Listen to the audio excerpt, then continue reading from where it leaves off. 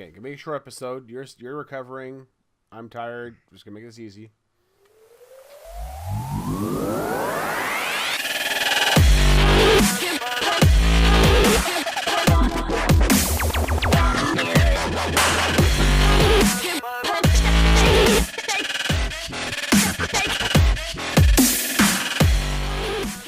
Welcome back to another episode of the BRG podcast. I am your host, Warp Jester, and my wonderful co-host.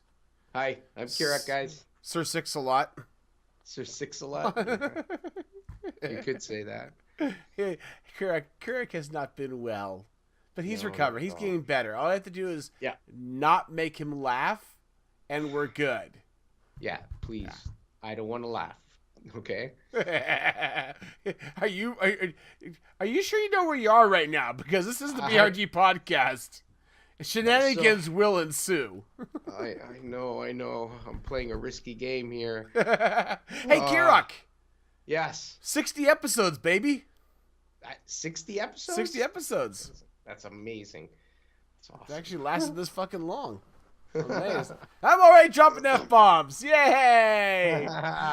Hey guys, so just to give you guys kind of a quick little highlight update, we are still working hot and heavy on the podcast, BRG Podcast 2.0. So we're getting a lot of work done on that. I'm really excited and jazzed. We got music in from Sashayla that we're gonna be working with, doing some tweaks on. We've got a whole bunch of art that Kirak's been working on. We have a little side project for a splash screen, whole bunch of stuff. So you're gonna start seeing this come out pretty soon here. We started throwing the new logo we have for BRG in our beginning intro, and you can see it right here, right below me. That's actually the new art for the BRG website. This is our new official art. This is actually produced by Big Damn Artist. If you guys ever need art done, I would definitely hit him up. He's got a talent for things. He actually works in the industry for doing special effects, things like that. So he's a real cool cat. He's got some mad skills. Anyway, so tonight we're going to be doing the usual speed bites, going through a bunch of headlines here. Because Kirak is not feeling well, we are going to make this just a speed bite night and give you the game releases. We're not going to do any main topics tonight just because, again, we don't want to stress poor Kirak out and have him relapse into the horrible pit of death and doom that was him being sick.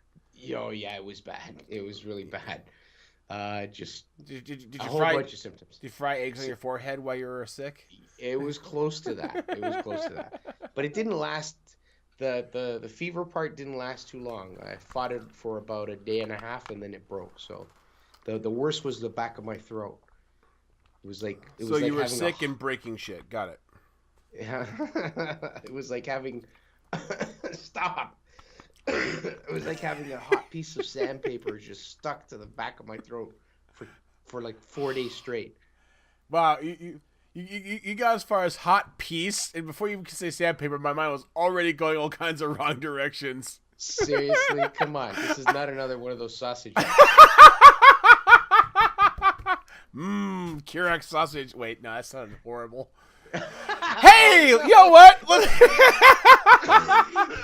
Let's go ahead and get into the speed bites, eh?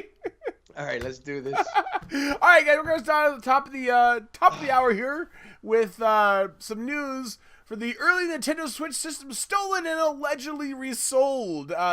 So in case you guys missed it, there was actually some unboxing and kind of opening reviews for the Nintendo Switch. These were not the most legit thing. Turns out that there was a NeoGAF poster by the name of Hip Hop the Robot that managed to post a unboxing and beginning setup for the Switch. And it turns out through some some reporting that those may not have been legitimately sold. Go figure. It's not out yet, guys. It's not out. Supposedly, Hip Hop didn't realize this, and once he did realize it, he surrendered it to Nintendo and probably just didn't want to get his ass locked up. Nintendo has not taken very well to this, as Nintendo is keen to not take well to things, and they have already filed charges and dived into investigation and fired a slew of people and is going for the nuts on this one apparently. So there you go. Yeah, well, I mean, you mess with this kind of stuff. Come on, seriously. Yeah, it's not gonna go over well. Yeah. Yeah. So continuing on with the Nintendo Switch things that are going on right now. Hurry up, guys! If you have your Nintendo account, which is the same account you would use or you do use if you have a 3DS to log in and uh, uh, collect points, because with that account you collect points and so on, and you can purchase games in the eShop and so on and so on and so on. Go in there. There's a network ID or a Nintendo network user ID that you can go in and um, change or pick. I went in, I did it myself, and you can pick your ID, meaning your name or your. I went in and I chose Kirok. Once it's taken, you can't take it. You can't do it again. So you go into your. The actual site is accounts.nintendo.com. When you're there, sign into your account. When you're there, go into your profile. When you're there, you'll see Nintendo ID or user ID. Go in there, and it'll say not. What did it say for me? It said not yet applied or something, or not picked, or And then I just clicked on it, entered my name. It was available, and I saved it. Done. Make sure you do it. Make sure you do it, because once those names start getting taken up, you're gonna end up with Kirok 97865, whatever. Right. So.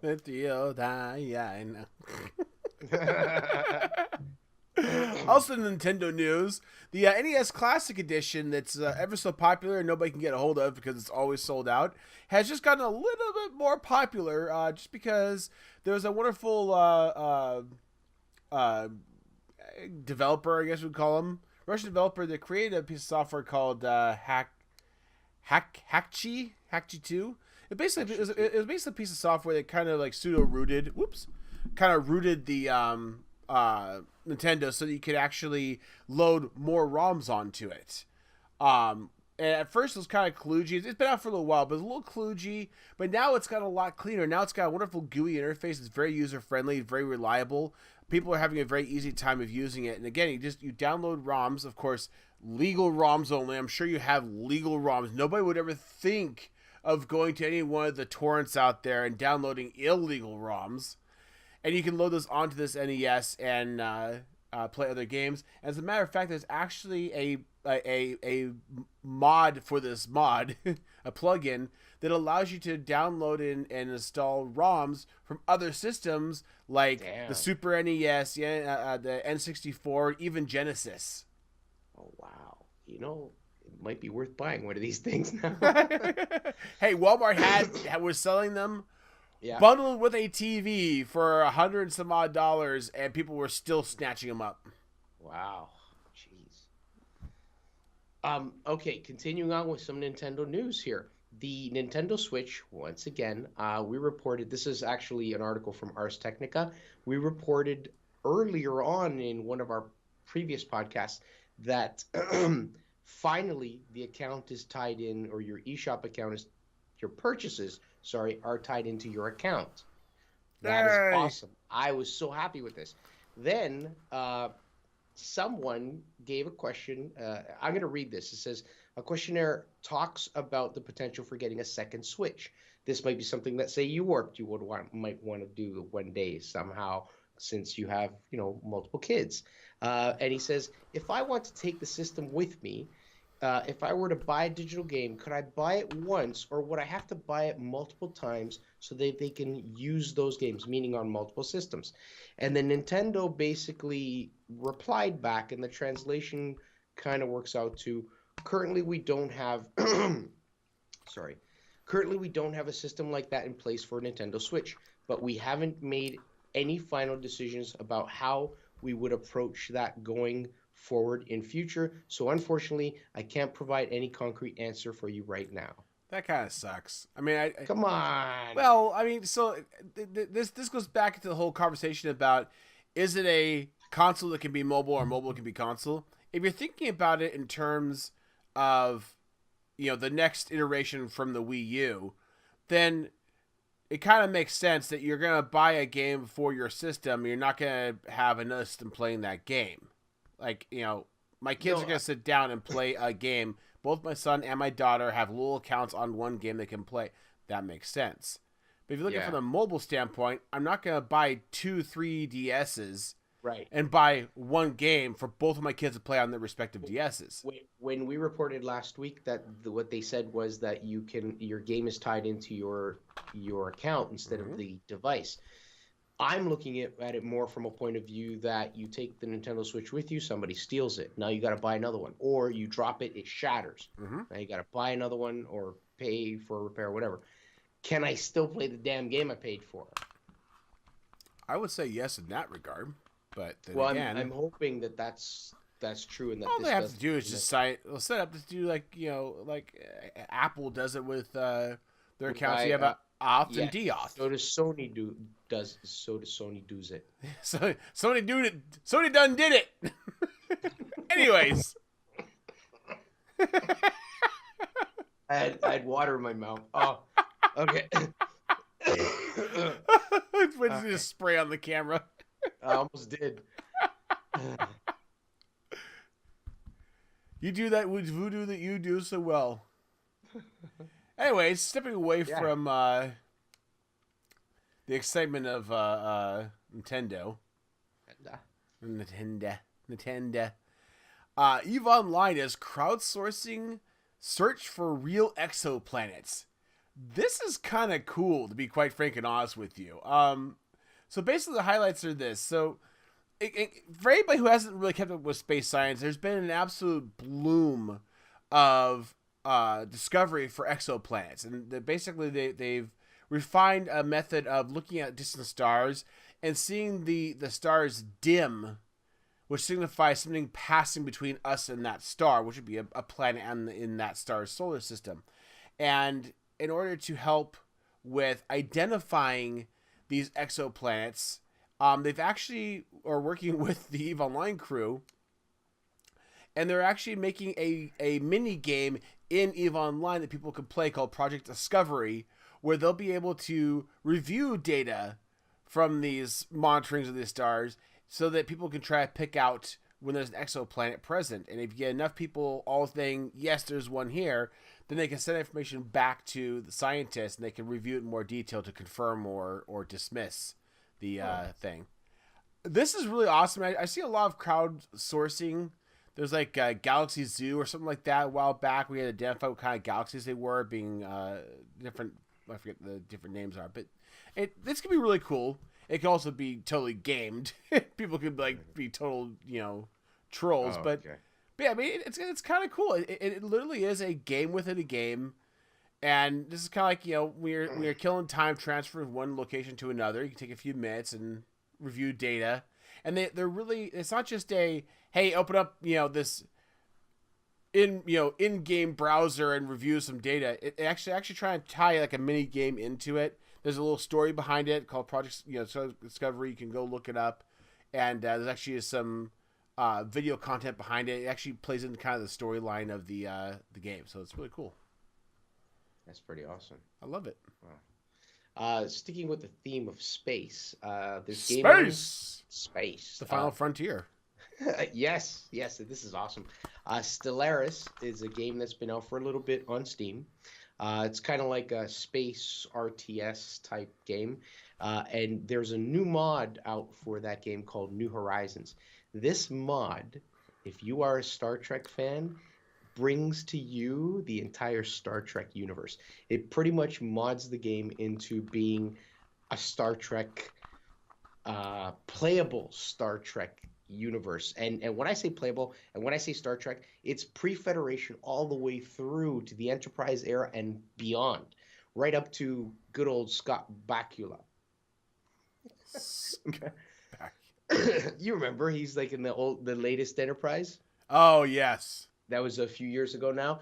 The game allows you to go through and pick resources and regions of space, and it's pretty sick, and they're down to accurate. So in the article from Rock Paper Shotgun, the gentleman who wrote it indicates that he went in expecting to see just little mentions of the Star Trek universe here and there, little things of this and that.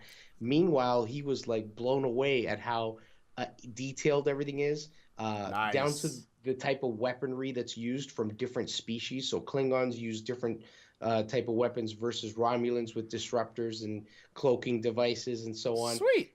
Yeah, so it is. So You can if you're a tell Star Trek nerd, this is like might be the this mod is for it. you. Yeah, and apparently he's touting it as one of the best Star Trek type games that you can now play out there, which is really cool. Nice. Yeah, Awesome. I thought it was awesome, worth mentioning. I'm a big Trekkie, even considered getting it myself, but I have my Yay, sights another set game on won't the play. Yeah, exactly. So I was like, no, I'm getting a Switch. Let that absorb my time for the next little Nice. bit. Yeah. Changing gears a little bit here, guys. Some interesting news. So next shark reports that a Chinese man collapsed and coughing up blood after 9 hours of gaming. There isn't a whole lot of details here. They don't really note exactly what was wrong with him. Judging by what they're stating, it sounds like he might have just been sick already and then this happened. But yeah, literally 9-hour gaming binge at a gaming house, and he literally collapsed on the floor and started coughing up blood. I don't know whether to give this guy credit for being hardcore, but the gamer questioner reportedly told emergency staff, "Quick, help me back up. We're about to win," as they're trying to get him loaded into the ambulance. That is hardcore. This is the guy that back in ancient times was a samurai with a sword through his gut, still firing arrows at the enemy. God, I can picture it now. Get me back up. Anyways, okay, so something along the same lines, and not so. a little less funny. Yeah, a little less funny. There you go. Thank you. A charity Twitch streamer takes a break and never returns. Brian Vignault, age 34, also known as Poshrid. How do I say that? Poshrid. He was a Twitch streamer, and I say was because he was in the middle of a 24-hour charity stream, and I think it was near the end of this charity stream he decided to take a break, go for a cigarette, but never came back, and then police was eventually called out to his residence to assist with an unresponsive individual. He passed away. The police in the article did say there was nothing to suspect, no foul play to suspect at this point, but it's kind of sad. I read this and I was like, damn, because I watched other streamers. I've considered doing it myself because my mother, and you guys don't know, my mother has ALS, and I've considered doing some streams and try and raise money for that. And I can kind of relate, and it's sad. It's just sad news, but he was actually in the past. The article also says that he raised as much as $10,000 for, I can't remember what the foundation was. Wow. Yeah, so good on him for that. Good. Yeah, exactly. I don't want to take away from him, but I think people doing these kind of live stream things for charity is always a wonderful thing, and I still give props to that. It's sad to something like this happen. Yeah. And I hope, I hope it wasn't anything harsh or hard for him. They always say it sucks to wither away, even if you have the ability to say goodbye. Sometimes it's just better to just step out. Yeah. So, anyways, guys, on a equally interesting note of mayhem, Russian man is convicted of murder after killing a friend over the AMD versus NVIDIA argument. So basically, as the story reports, a couple of co-workers decided to get together for some drinks, and during conversation had a row regarding who the better video card is, AMD versus NVIDIA, and the NVIDIA supporter did not take kindly to the AMD's fanboy's comments in some manner or another, grabbed the knife and chucked it at him and stabbed him in the head and killed him. Oh. Which, right, that, I could end right there and be like, this is kind of ridiculous and what the hell. But then it kind of goes downhill from there. He proceeds to stab the dead person multiple times. What? Then load the body into his car, drive out of town, bury the body. Later, he was questioned by police, apparently got spooked or something, went back out, dug up the body, and lit it on fire. He later then confessed to the police and was, of course, arrested and convicted. Here's the interesting thing about this. Because he was so compliant and cooperative with the police. Yeah. For murder, 9 years. Oh, wow. That's it. I don't know what else to say. Yeah, I mean, that's a wacky story, man. Like, first of all, they're fighting over something that shouldn't cost a life. I really want to make a snarky comment about, Russians, because, this. But somebody died over something as silly as this. So stupid, exactly. Really and honestly, guys, whenever you're playing games or getting an argument with somebody or whatever, this is not the first instance of people fighting over ridiculous things and escalating in gaming world. There are people who, there was a guy that didn't like the fact that he got stabbed in a, it was like one of the like CS:GO or something, one of those kind of games. It was a knife fight game and he got knocked out of the game being stabbed. He didn't like that. 7 months of research, found out who that person was in real life, went to their house and stabbed them in real life. I mean, literally, it's just for the love of God, guys. There are far greater things to argue about. Exactly. All right, I'm gonna change the subject a little. All right. We're on death and bleeding and all that. So new chips are almost out for AMD. AMD is making a rise back to the top with Ryzen gaming CPUs. Oh, I see what you did there. You like that? That's funny. So, I didn't say I liked it. I just saw what you did there. Don't laugh. No. So Ryzen is the new line of CPUs. That's what they're calling it, Ryzen 7. And there's a bunch of different ones in the series. The thing with the Ryzen series of AMD CPUs is that they are, if I'm not mistaken, they're all 8-core standard. And what's happening is AMD is concentrating more so on core performance rather than what Intel has done traditionally over the years, where they haven't really changed core performance but have improved like onboard video built into the CPU. AMD kind of went the other way around. They went, you know what? No, let's see what we can do about delivering more power and more Intel calls it hyper-threading. AMD calls it I forgot. Sorry. I can't remember now what it's called. It's basically the same idea. It's multi-threading. It's using exactly. Yeah, it's using parts of one CPU for multiple functions. So what's happening now is the release date is expected March 2nd, but most reviewers online through YouTube, some that I follow, have already got not their hands on them, but were invited to shows where they got to actually benchmark and test at the shows, which is usually very unlikely to have a manufacturer do that, right? And the performance of these chips have actually been quite amazing. In fact, it's not so much so the performance. They've been amazing in that they're, better than current market chips that are out for Intel. But what really makes it attractive is that the prices are much lower. So, for example, what's a good example here? 3.6 gigahertz 1800X can just edge out, not quite top tier Core i7 6900K, while costing less than half the price at $499. And that's where AMD is going to stick their foot back in it. I used to be an AMD fanboy. I love them to death. I remember back in the early mid 2000s when AMD started to top out over Intel, and they became the top runner. And everybody was very excited. It was that pivotal point when Intel fell and AMD became dominant. The problem is that at that point, AMD had the foot to the floor in overdrive with nitrous going. And yeah, they edged out Intel, but they were going to burn themselves out. And sure enough, Intel came back and just Yeah. curb Slaughtered stomped, them. just curb stomped them.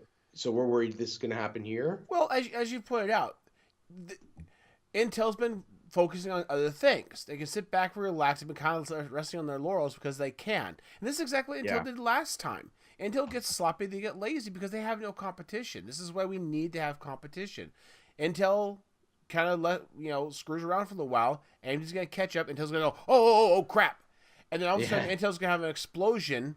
But I'll be curious to see what it is, because back then, it was pushing, the megahertz higher and higher and higher and higher. Well, gigahertz now.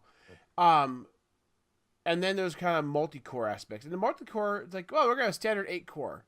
Well, okay. I mean, kudos. But how many cores do you need? Because, I mean, most games don't necessarily take up utilize that. No, right? I've seen games will avidly use dual cores to a certain extent, but that's about it. I don't see many games out there. And if I'm wrong, guys, correct me, please. You can leave a comment down below. But I haven't seen a game that's gonna spike all 4 cores or 6 cores that I've got. Now, in situations like this right here, I can be gaming and recording. That's convenient, but I'm not going to have 5 instances of recording and streaming and everything else just to use It doesn't make sense, until people make systems that really understand the concept of just utilizing a pool of resource and not care what those resources are. Kind of almost like an abstraction layer of sorts, if you don't understand what virtual is, where the system's going to say, I want this much power. I don't care that it's 10 small single-cylinder engines or a V10. I just know I want this much power, and I can get that. Then having multiple cores would be very, very helpful. We can go crazy from there. What I really miss most, and forgive me for dragging this one out, but no, it's okay. Go ahead. What I really miss most was way back in the day when AMD had pitched this left turn idea of walking away from this CPU chip on the motherboard and a discrete card for a graphics card and bringing together this APU, or even going so far, the crazy idea of having a motherboard that can accept multiple slots for combinations you could pick out, meaning you could get 2 CPUs and 2 APUs, or have a CPU APU combo and 2 other CPUs, so you can mix and match for whatever powerhouse you wanted. Right. And they literally have a motherboard that had multiple things. That would have been awesome.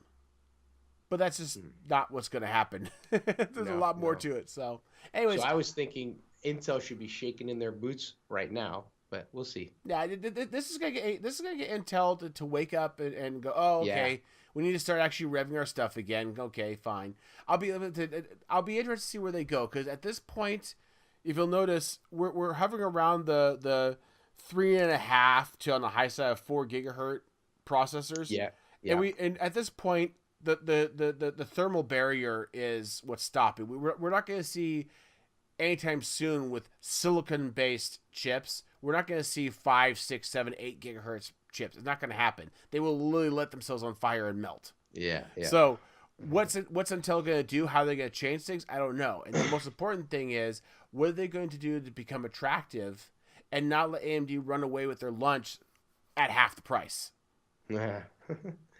So going on now to, and this is cool. I want to bring this up because I actually went out and bought it. For those of you that have heard of Humble Bundle, for those that haven't, go online, Google Humble Bundle. Oh, best people ever. What? But Humble Bundle. Humble Bundle. Humble Bundle. God okay. bless it. So I've heard about it many times, and I never really paid interest. But the last one, too bad this is no longer available. They had one called the Freedom Humble Bundle, and it raised more than $6.5 million for charity. Essentially what it is a website that allows you to buy packages of Steam game keys for pretty much what you want to pay. And there's the one that was the Freedom Humble Bundle. When I went to buy it, it was 57 games. For a minimum $30 or whatever you wanted to pay. And that money, and so I decided, I was like, this is too good an opportunity to pass up. I didn't donate more, because what you're doing is you're basically buying those games, but they take that money and donate it to different charities, which is great. And what I kind of blew my mind was the price, number one, for the games and what I get out of it, and number two, once I committed to spend that money in all the different games that I got, they give you kind of like a slider bar at the bottom that allows you to pick which charity you want to donate what percentage of that money to, and then you Ah, make the purchase. And so there were different people on there that made purchases for much more, much less, but it was amazing. I couldn't believe it. And just to think, I spent $30 on 57 different games on Steam. Most of them are great games. Some of them are but I'll read off four of them: Stardew Valley, The Witness, Song of the Deep, and Mini Metro. Just those four games is worth more than the $30. oh yeah, easy. Yeah, so I was like, Here's the thing, guys. Humble Bowl is great, as Kurok said. They donate to nonprofits to raise funds for charities, etc. So it's worth getting games through there. This is a legit site. All of the developers and whatnot are submitting their games to be used for this function to help out. Um, it's a wonderful thing, and you can kind of pick your price tag. The more you give, obviously, the more the charities get. Here's the other thing too. Even if you're not going to play a bunch of these games, do this A, for the charity aspect of it, and B, yeah, you're getting keys. Those keys you can apply yourself, or you can give them away. If you buy a yeah, Humble Bundle with 30 games in there, and there's like 3 that you really want, yes, for 3 games, $30 is a great price. And then you've got, what, 50, 55, 54 games that you can give to give everybody else. if you're a streamer, you can do like a giveaway. It's amazing. Exactly. Yeah, Exactly. yeah, So I really encourage this. If you haven't heard of Humble Bundle before, please, please, please go check them out. I really do encourage it. yeah. Um, Also now, I'm going to switch to kind of like VR again. Um, Shock of shocks. Kirok sorry. on VR. Engadget reports that Google's VR title game, or not game, but drawing or painting app known as Tilt Brush, is now coming to Oculus. It's so awesome. Yeah, this is amazing. So I Not have Oculus, this game. but No. sorry. Sorry. Uh, I have not I no. have not tried the Oculus. I am not qualified to make a I comment. have tried the Oculus, and it's actually not bad. It's actually not bad at all. But still, all I had was an experience when I sat down with a controller. Hey, that's a topic for another show. The Tilt Brush is a great app. I have it. I've played it. It's amazing. I plan to actually do a recording of it and post them videos up on my channel one day. I'm actually Someday. I'm actually quite happy that it made it over to Oculus. It means that it's a good title, and I'll bet people are snatching that up. So yeah. Or I, at least- I have played with Tilt Brush once in the Oculus 5. I made a snowman with a penis. of course, it's just the traditional. Anyways, in case you guys who are watching don't necessarily know what Tilt Brush is an app where you get to draw with different colors, different pencil or paintbrush nibs in midair In 3D space. in 3D space. So it's more like sculpting really than painting, and it is so much fun. It is so amazing. It really is. It's pretty impressive. There's another painting app that I forget the name of it now, but this guy was using it to do some basic work, and then he transferred that file, converted it, and printed it on a 3D printer. Seriously? Seriously. Awesome. If I find the link, I'll show it to you. I thought I sent it to you, but yeah, I mean, literally, he created something in 3D space and then printed it on a 3D printer. Okay. That's wow. freaking awesome! Now, I find a little humor to this. It's like, yes, you can now do Tilt Brush and Oculus. Of course, you may not have an Oculus much longer, but hey, Why would I not have an Oculus much longer? So, funny thing about that, remember ZeniMax, that whole lawsuit with Facebook? Yes. And they won Yes. $50 million from Facebook? Or 500 million. Sorry, if I 500 million. That wasn't good enough. So now they're actually seeking an injunction to block Oculus from using the code in question in their headsets or in their software. So basically, long story short, is this, from what I understand, this is fundamental code for the Oculus. So That's being what was stolen, right? supposedly, so Allegedly, yeah. well, I mean, allegedly they won the lawsuit, so I don't know. I Yeah, don't yeah. know. But they wanted to do an injunction, which would basically ban them from using that code, which means they wouldn't be able to go forward with this. And again, it's fundamental code. The question is this going to affect Oculus? What are they going to do? Are they going to have to fundamentally change and redo their own code from scratch? How does Right. that affect support? Are they going to be able to support old versions, et cetera, et cetera? Right. Wow. It could get ugly. Damn. All right. Goodbye, Facebook. Goodbye. Upload VR reports that Fallout 4 VR will be entirely playable in VR with different locomotion options. So the entire game from start to finish will be VR playable. At this Wow. point, yeah, I know that's going to be amazing. At this point, HTC Vive only.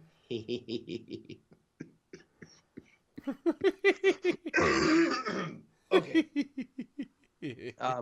However, there's rumor that it's supposed to be coming out alongside with Scorpio, Project Scorpio, which is the next Xbox iteration. But that's awesome. So the article goes on to talk about how they are currently building it with the teleport locomotion style, but they are working on a few other different locomotion styles that they'll have available to the user so the user can pick what makes them feel best. Because the main thing is that problem with feeling sick depending on how you're moving through the VR world. Tell you, digital proboscis. Yeah. I mean, seriously, if you see like part of whatever mask you're wearing on your face, it might help. They've shown in studies that having Yeah. a fixed object in your field of view, like a digital proboscis, that's a Yeah. nose for you simple people, helps with not making your senses go all kinds of nutter butter. I'm hoping I'm actually quite fine with the teleport method. In a few of the different type of games that I played, I actually am totally cool with that. What you need to do Yes. is get one of those discs you stand on and walk, and you kind of slip as you're. That way you can work out. Got a headache now from the coughing. Sorry. So another article from Upload VR. Holy crap! I had to my throat. Yeah. So a VR player, loses more than 50 pounds playing VR games. So I read through the article, and he's in the video game industry, and what sets it off is doctors like you got to get to the point where you got to lose some weight now. You got to, and then he gets all nervous about his health. He gets all worried about that's doctor code for you got to straighten up, shape up, or you're gonna die. So what he decided to do was play VR and use that as a method for physically improving himself. In other words, exercising. The article goes on to say that he started at like 20 minutes a day, which eventually, because of certain games that he liked, led into more, like 30 minutes up to 45 minutes, sometimes even up to an hour and a half sessions. But that progressively, gradually got better as it went on, as he started feeling better and, of course, started seeing results. And then, of course, that drove it even more. It doesn't quite, I went through the article, he doesn't quite list a bunch of games. The only two games mentioned are Hollow Point and Sound Boxing. So Hollow Point's pretty cool. It's like sound boxing. Yeah, so I was looking it up. Sound Boxing, I think, and I could be mistaken, but it looks like it's a boxing type game. But I was envisioning it being in a ring, but then you see like floating robots, so I think it's like a stylized boxing. Gotcha. Okay. To the music. Okay. Where Hollow Point's like a bow and arrow game where you can actually you're standing in the middle spot and you turn quick while there's this is totally viable. I mean, I played Audio Shield. Yes, so did I. Yeah, and that game, first of all, is fun as all hell. Yeah. And you definitely burn some calories. I'm still shocked that we're talking. It's not just the fact that the guy has lost 50 pounds. It's 50 pounds in 5 months. Yeah, That's 10 pounds a month. it's crazy. I'm shocked. I'm absolutely shocked and amazed. Yeah, and you can see the photo of him before and after. Yeah, Or yeah, noticeable. yeah, it's pretty awesome. Yeah, This is great. I don't. I should cancel my gym membership. virtual gym. I'll get a virtual gym exactly. Yeah. Stop dying. Changing gears, Kirok. I'm back. Okay, so Ars Technica reports that Blizzard, our beloved Blizzard, World of Warcraft, Overwatch, and everything, has ended support for Windows XP and Vista. No!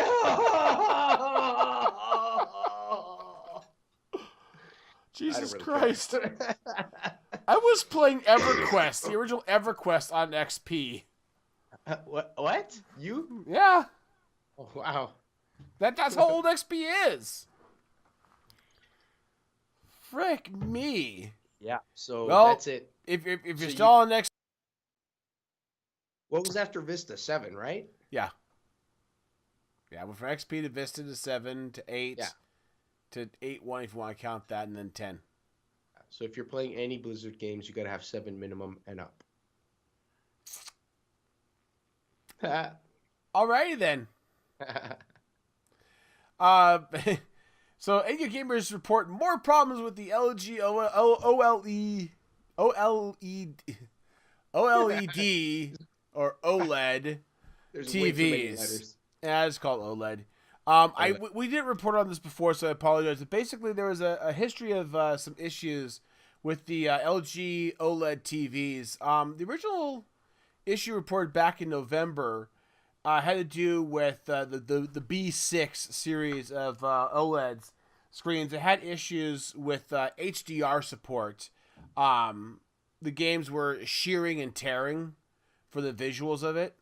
And, you know, crap happens, I understand, but consoles that are trying to do HDR type output, it was not looking good at all. And then it kind of got worse because two things. First of all, LG pushed out a firmware update to fix this to the US. So if you're like in the EU, sorry, bugger off. And then new issues have come up now where the B6 systems are having issues with stutter on 60 hertz output.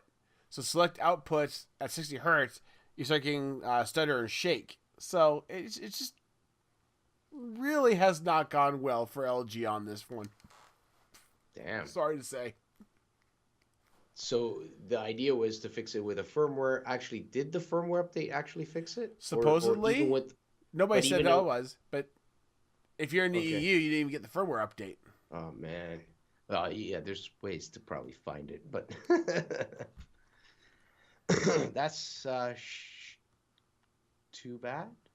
I was going to swear. Yep. So I have something that kind of I hold dear to my heart a little bit. And there's probably a bunch of you out there that feel the same way. I'm going to say a word that will bring back nostalgic memories.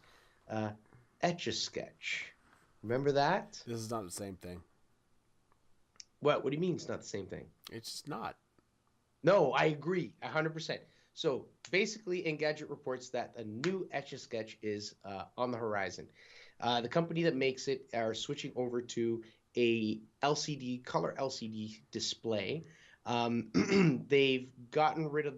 I remember the old Etch-a-Sketch used to have a little thing you'd move across the top to wipe the board clean after you've drawn. No, they did, and then they went to the shake method. Oh, really? Yes, it's in the article. Oh, okay. And they went to the shake method. This one still retains the shake method to erase what you've drawn. But the two knobs that you normally use to draw, and this is where I totally disagree with the direction they're going in, the two knobs are no longer knobs. They're just stamps with different things that you can stamp on the screen and get different patterns like stars and and whatever. Instead, you're expected to use a stylus to draw on the Etch-a-Sketch. No. Yes, and I read it once. I read it twice just to make sure I was understanding this properly. And I was like, they're missing the whole point. The challenge was using the knobs. And the damn thing needs batteries. Here's the thing about Etch-a-Sketch. When power went out, you grabbed the Etch-a-Sketch. Yeah, you play the Etch-a-Sketch. So this is blasphemy. This is absolutely 100%. I read it and I was like, oh, this is pretty cool. It's going to be color LCD, and you still get to use a knob. They could have at least kept the knobs functional. At the very least. Nope. So, you know what's going to happen is they're banking on people losing the stylus, and they sell them for $20 a pop, probably. Sounds about right. Somebody else did that. Who was it? Anyways. In case you're curious, Warner Brothers is currently courting Mel Gibson to direct Suicide Squad 2. Ooh. I haven't seen the first one, to be honest with you. Regardless of its, from what I understand, seemingly unfounded, poor reviews, they are making a Suicide Squad 2, so it couldn't have been that bad because, invested so much money. Mel Gibson's an interesting choice because he's a well-known director now. He does a lot of movies, but where the real standout with him is in that he's actually very well known not only for having good quality movies, but movies on the cheap by Hollywood standards. And I find this a little comical and interesting because they're talking about bringing him in for Suicide Squad 2. He's known for making lower budget movies that have good high quality output. And one of the hallmark traits about Deadpool was they proved you could do a lot of really good effects, really good writing and everything on a very low budget. So it sounds like this is Warner Bros. Attempt to try to emulate that. I know, go figure. This is Mel Gibson. Mel Gibson. Okay, hold on. Braveheart. Yes. Okay, Freedom! I know who you're talking about. Did I just misunderstand what you said, though? Did he direct, what was that movie you just mentioned? The one that you just said is a good example of low budget, good special effects? He did not, no.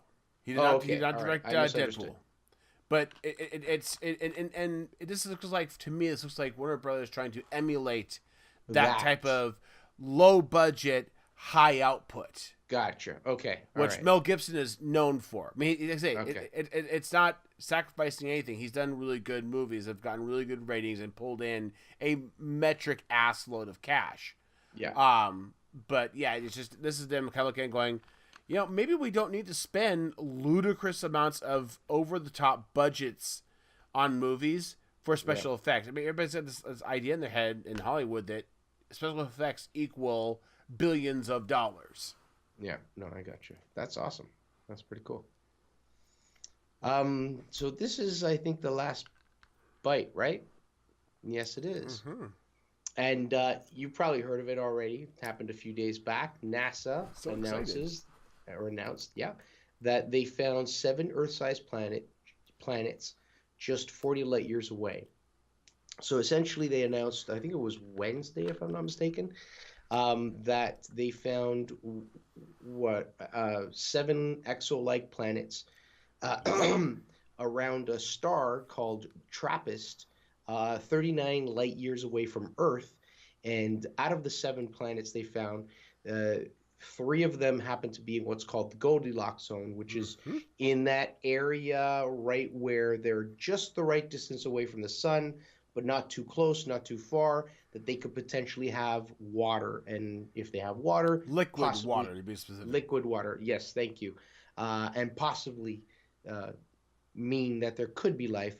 Now, they're not at all suggesting that there is life on those planets. They're just suggesting that it is an Earth-like, or what they think can be Earth-like planets. So here's the thing. It's This is like the most. Again, we have found lots of exoplanet. We talked about the project to help identify. We're finding so many now. What is so special about this solar system and so neat is it's got such a bevy of interesting things happening. First of all, the star is a red dwarf. It's a Yes. much smaller, dimmer star than ours. It's got exactly. just enough mass and magic there for it to do the preliminary stage of fusion, being hydrogen to helium.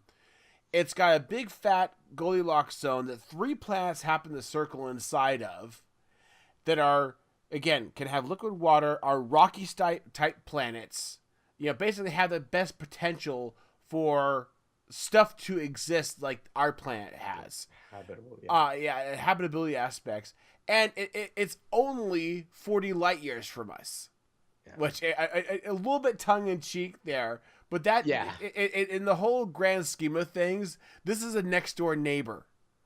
And it really helps us out just from the study standpoint to see solar systems like this, because it helps us understand how our solar system is formed and where we're going to be going in the future, or where we've come from. So this is a very magical discovery to be had, and I can guarantee there's going to be a lot more instruments pointing at this area to study a lot more detail about these different planets and how they're made up. So I was actually driving into work today, and they were talking about it on the radio, and one of the guys on the radio was saying that with today's current technology and what humans have for space travel, if we set out to get there, it would take about 700,000 years. If we were, just to give you kind of put it in perspective, if we did have light capable speed vehicles, then we'd be looking at about 39, 40 years, right? So yeah, it's pretty neat. Gonna have to renew my multipass. Multipass. All right, guys, that is the end of the exciting news in the newsy world. I'm going to go ahead and take a quick break here. We're going to talk about the wonders of Big Damn Artist. Big Damn Artist is, again, a really cool guy. He does a lot of cool stuff, from artwork to his video blogs to doing game video. Right now, he's currently doing a lot of different things. He's still doing the Wildstar series, as well as the Mass Effect, which, by the way, you can watch the intros again. He does his intros really good. But he's also doing a lot of videos on the new Camaro, server, which is a BRG modded Minecraft server. It's a custom mod pack for our server. And he's got a bunch of videos he's doing on there. So if you guys would like to check out Big Damn Artist, I, of course, very much encourage it. But likewise, I also encourage you to check out BRG, because we are doing a brand new server right at the beginning of the server right now. We're just a few weeks in. This is a really good time to jump on board with us, scope out the landscape, find a place to live, be a part of the community. If you're into Minecraft, great group of people to hang out with, lots of cool stuff to play with. I'd really encourage it. I've actually pitched an idea to Kirok to get me and him to play together and actually do something on there. If you ever see any of Kirok's videos in the past, he's not really adept at the modern Minecraft. I think I can fix this. I think I can teach him. I'm telling you right now, Kirok, I'm pretty sure I can teach you. All right. So, anyways, maybe guys, if I have a teacher, yes, maybe that would work. Maybe. Hey, I had a lot of fun doing Teaching Talks Tech Tuesdays. Yes. I was watching some of those. Yeah, and it's always fun to hang out with people who do things like that. So, anyways, guys, Big Damn Artist, go ahead and look him up on YouTube. He's also on the Twitters and everywhere else. Just look up Big Damn Artist and you'll find him. Again, really cool cat, very, very talented. Did the art for BRG as well. So, definitely go check him out and give him a little love. Give him a little tickle behind the ears or other places. I'll just leave it at that. All right, guys, we're running a little bit long here, so very quickly we're gonna burn through the releases coming up here. So to start off with, we've got Horizon Zero Dawn. That's coming up on February 28th. This is a PS4 exclusive. It's gonna be an action role play game. So if you're into that kind of format, if you've been watching this, it looks really freaking cool. Just think like robot dinosaurs. It's been getting some good pre-reviews and stuff like that. So yeah. Check it out. The next one on February 28th is Torment Tides of Numenera. What he said. It's coming out for PC, PS4, Xbox One, and is a role-playing game. Looks pretty interesting. It does. It looks very interesting. It looks very pretty. So check it out. Next up on our list is going to be Desync. Desync is a PC-based stylized shooter is what they call it. It's interesting. I was actually watching this a little bit earlier, and it's a first-person shooter. It's got some neat little quirks to it. So if you're into that genre, definitely check it out. So this is the next big thing that's going on. March 3rd, Nintendo Switch console launches. So I'm going to be going to a midnight launch to pick up mine, and I cannot wait. Oh, I'm so excited. Getting the Nintendo Switch as well as the game Legends of Zelda. So I'm just going to ream off. I'll go through them. Ream off a list of games that are launch titles for the device. It may not be a complete list, but these are some that I think are worth noting. I Am Setsuna, which actually recently, like we're talking the last couple days from Square Enix, was announced to be coming out on launch day for the Nintendo Switch. I Am Setsuna has been out for PS4 and Steam, I think.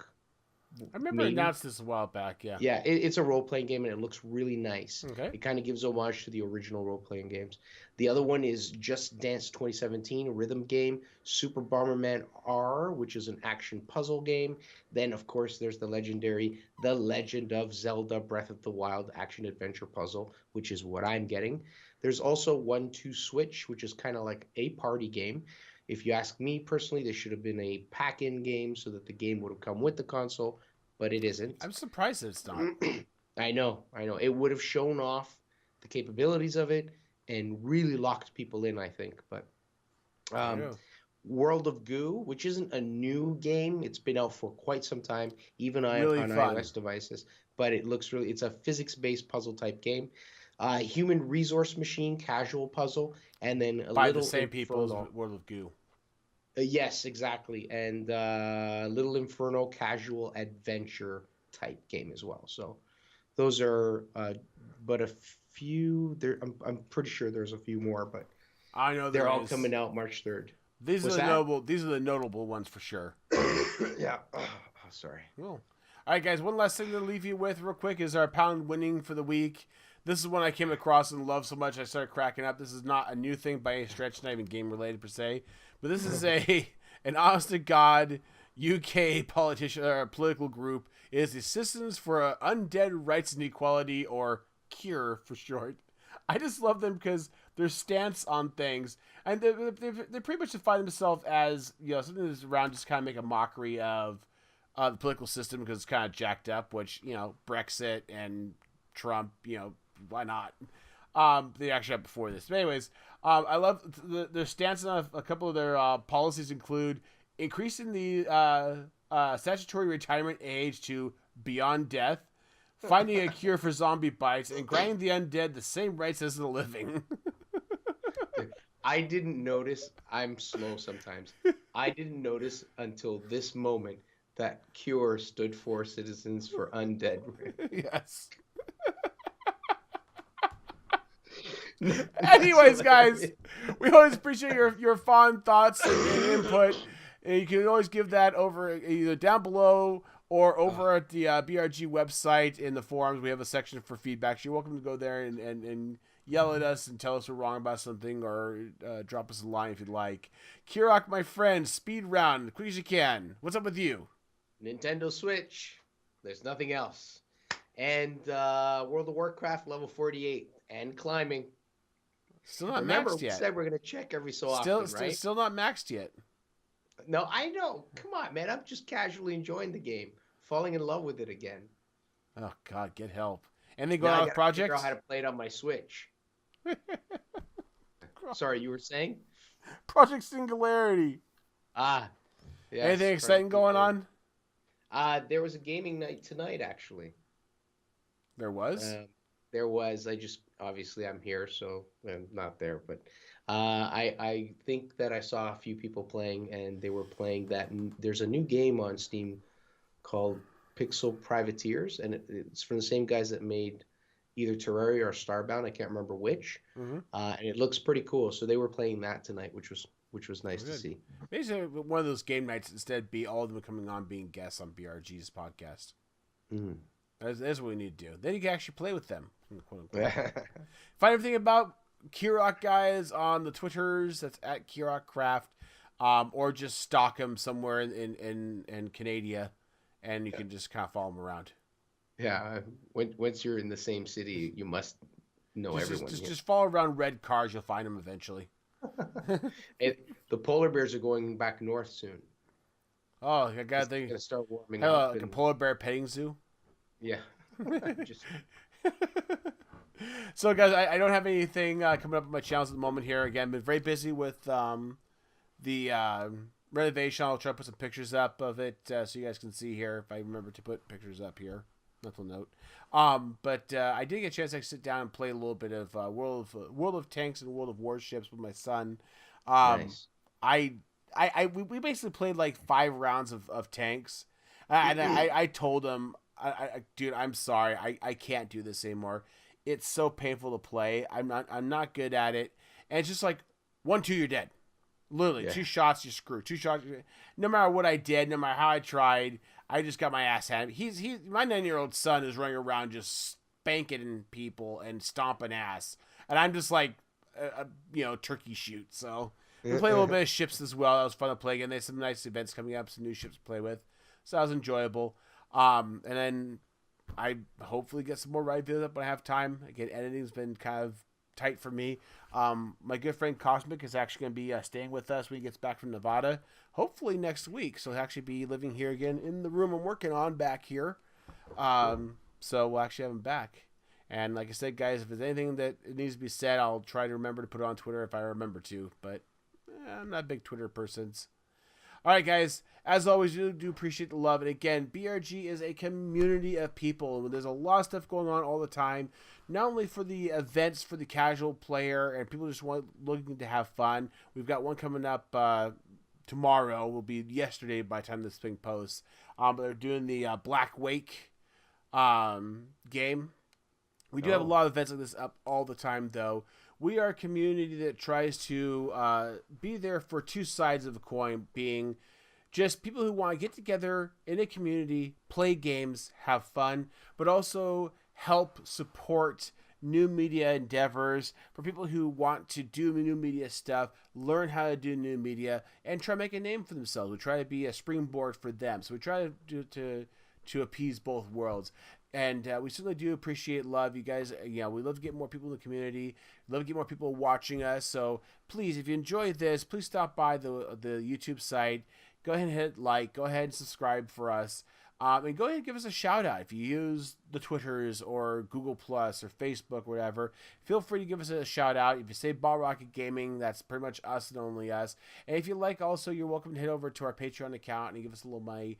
We use funding from Patreon to fund events or help out people in the community, whether it's getting them a game so they can play a game with us or other events and whatnot. So we always try to be conscious and make sure that every dollar goes back into the pool, so to speak, for everybody.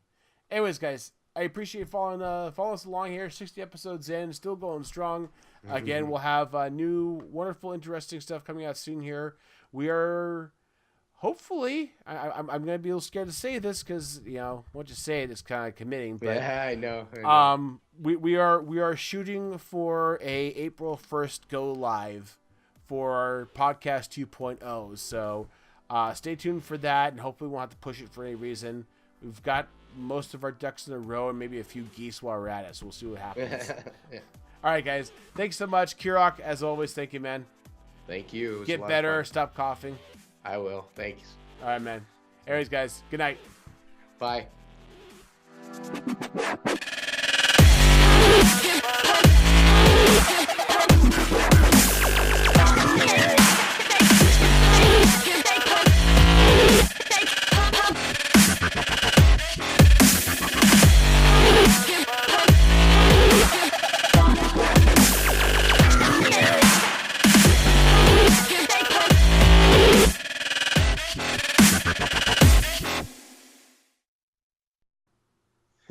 It's all right. No.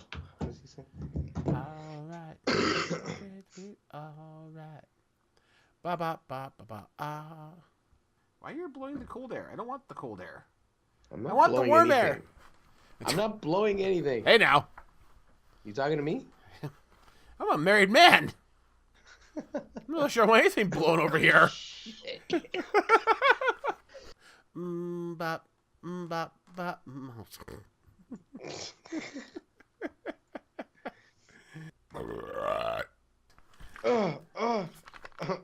so sorry.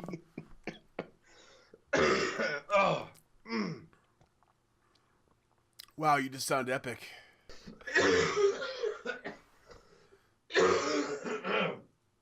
Make Kirok laugh a lot. No. No. Yes. No. Yes. No. Yeah. I think I was gonna like mute you every time you start coughing and just have like I don't have a mute. duck laughter. Sir laugh a lot. Sir laughs a lot. Sir hacks a lot. Hacks a lot. Yeah, that's. I gotta stop laughing. No, they're all gonna laugh at you. All right. Let's do this. All right. Warm it up, Chris. Word. I'm about to. I feel just a little bit dirty actually saying that. A little dirty to actually know that.